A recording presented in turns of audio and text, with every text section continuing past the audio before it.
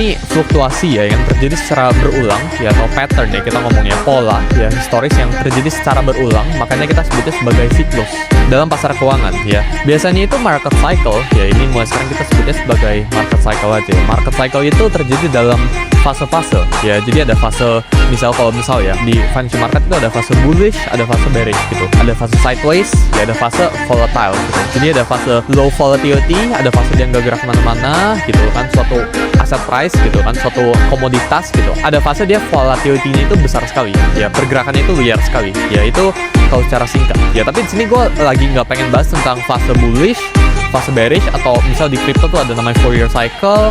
Gue nggak lagi pengen bahas itu ya. Gue di sini lagi pengen bahas tentang market cycles gitu ya.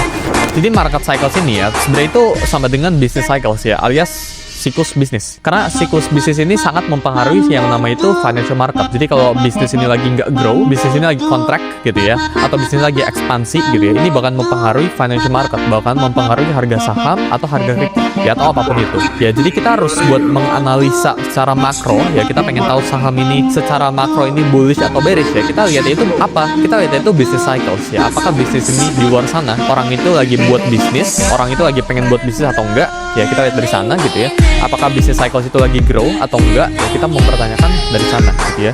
Jadi business cycles itu kata kunci yang penting banget.